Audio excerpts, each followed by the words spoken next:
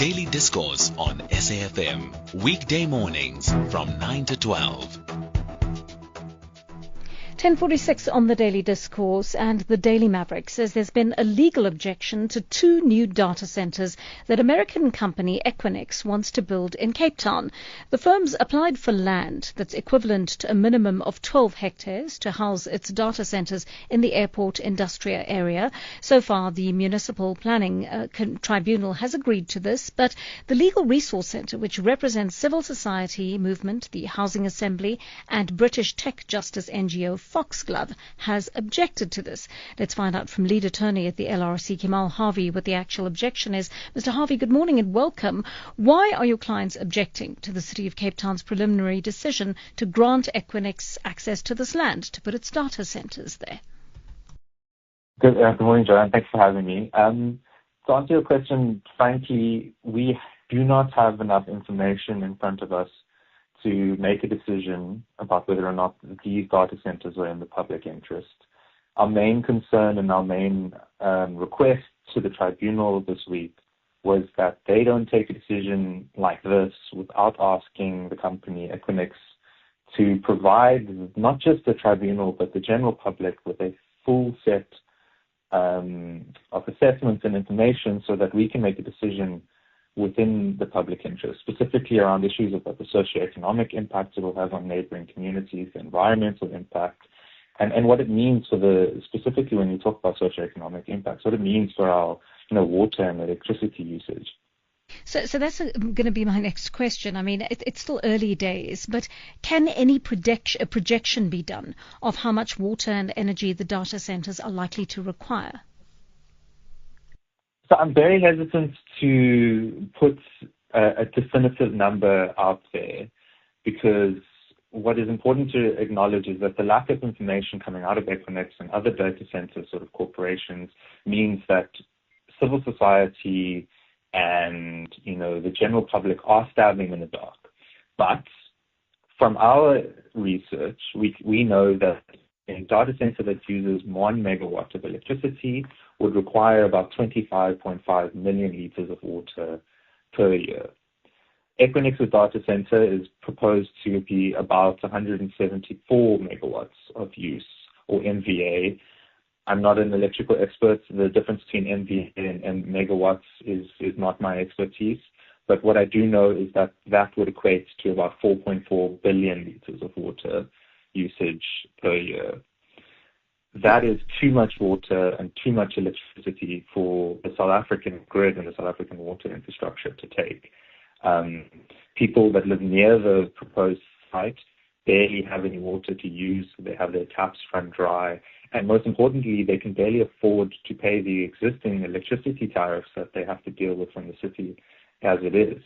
A stress like this on existing infrastructure and on the existing electrical grid is just not in the public interest. I'm going to take a voice note on this that talks to how surrounding communities feel about this. Morning, SAfm. Calling from Cape Town regarding the data centers. We would like it to be investigated, the link between Tony Leon's so-called lobbying company and the American technology companies that got this permission. And also if all the environmental impact studies have been done correctly with inspectors. They have the ability to work for both sides, environmental inspectors, so often the reports are skewed. We have a water scarcity and we have a very fragile coastline made worse by the DA releasing sewage and pollutants into our oceans. All right, thanks very much for that voice note. And perhaps we should split that up as you respond to both these issues, Mr. Harvey. Firstly, the issue of resolved communications. Do you have any sense that there was any international lobbying on the part of Tony Leon's company, Resolve Communications, to bring these companies, to bring Equinix into the country? We're a public interest law firm. We represent sort of vulnerable and low-income communities on a variety of interests and issues. We don't have any sort of investigative research on this kind of stuff, so I'm not gonna answer that question because I don't want to speculate on things that I don't have information on. All right, fair enough. And then the other question is about the environmental impact assessment, and you've raised this issue. You've spoken about air pollution, water pollution, the use of diesel, the storage of fuel. I mean, presumably that is to come at a later stage, because the city is arguing this is just an early stage of approval that has only to do with land allocation. Or is it not too early to have begun these studies? From a personal point of view, I feel like a deferral of important considerations like that is unjustified and not in the interest of the public. But also from a legal point of view, I don't believe that deferral is actually a lawful deferral. In any kind of decision, whether it's just a mere amendment, which is what the applicant Equinix is claiming it is, the city needs to have all the information in front of it to make a decision in terms of Section 99 of the bylaws, which means that it needs a comprehensive set of assessments, whether it's environmental, socioeconomic, etc. What that means is that even if this is an early stage, they should be gathering as much information as possible so that they can make the best decision as early as possible, so that communities don't have to wait and wait and wait before they see what's being built in front of them.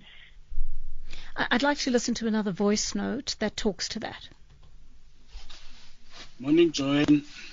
These private companies that want to put up data centers in Cape Town, their sole intention is to be extractive in terms of resources and in terms of their investment interests. The second thing is this: data centers cater for the gig economy, the AI bubble.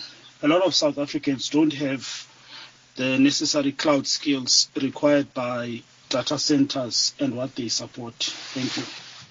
I mean, that's such a good question, because one of the questions I was going to ask you, Mr. Harvey, is about the prospect that this venture may create much-needed jobs in the area.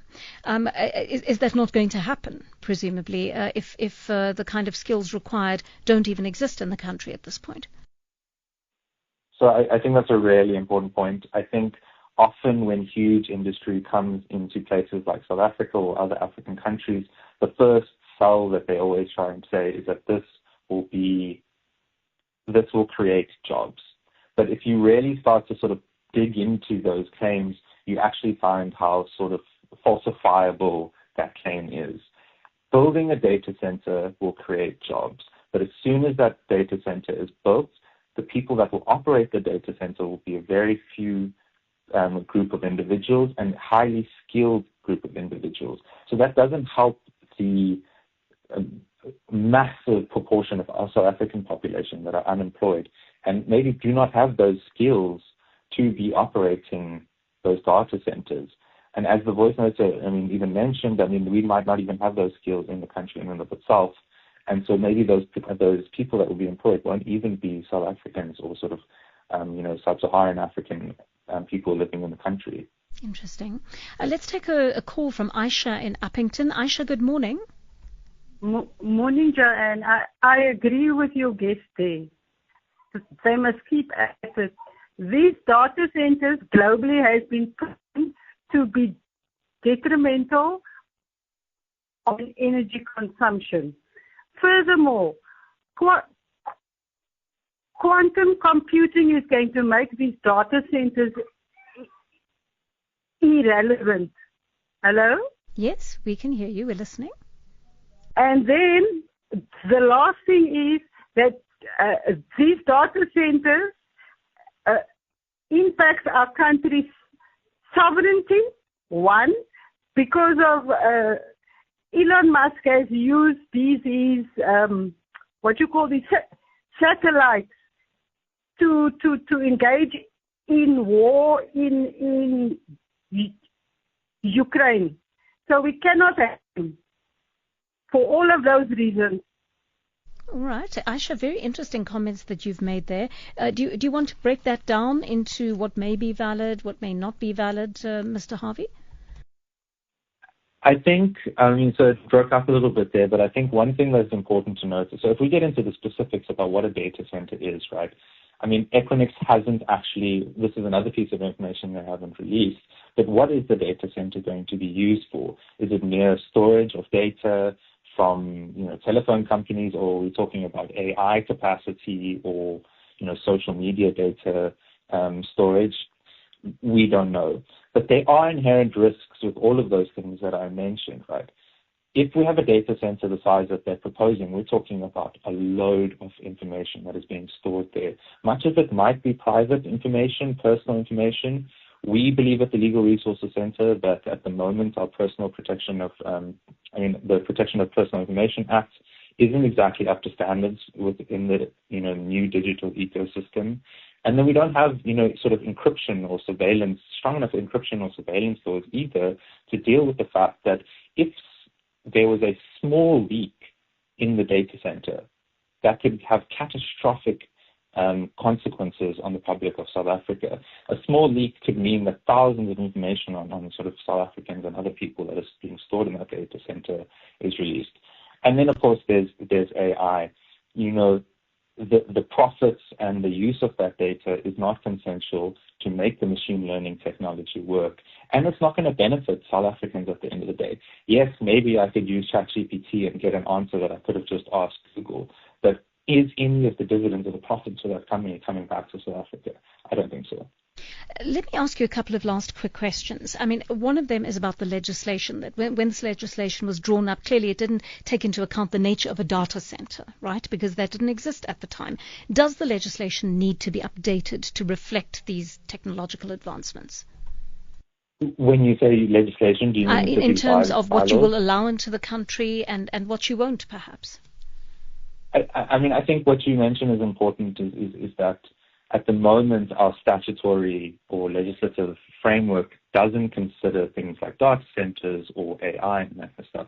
There seems to be some movement from government, but it's very slow. And so in the absence of a legal framework around this, you need municipalities like Cape Town, like they were doing this week, to make decisions that are sort of precedent setting, start moving the needle a little bit so that the general public sees that our representatives are thinking about this and the consequences it could have on us. For example, on Tuesday when we sat with the tribunal, we said to them that we don't think that their definition of data centers is up to standard. In terms of their definition in the bylaws, data centers falls within business premises and warehouses. If it was a micro data center, we might agree that that is sufficient. But we're talking for Equinix's case, we're talking about a hyperscale data center, which cannot, for the life of me, fall within a warehouse definition. It is a whole different, beast in and of itself. Just in terms of the amount of electricity it uses and the amount of water it uses, let alone the socioeconomic impact that it will have on the surrounding communities and environmental impact. Right. So what is your next legal move, Mr. Harvey? So we haven't received the official decision from the tribunal. I mean, we sat in the tribunal and it sounded like they were in favor. 4 out of 5 of the tribunal members were in favor of the granting of their rezoning rights. Once we receive that official decision from the tribunal, we will take it to our clients and we will consider the next steps according to how they want to approach this. All right. Please keep us up to date on what's happening in that regard. Kemal Harvey, thank you so much for that conversation, and thank you for your wonderful questions too. Kemal Harvey is a lead attorney on the issue of data center at the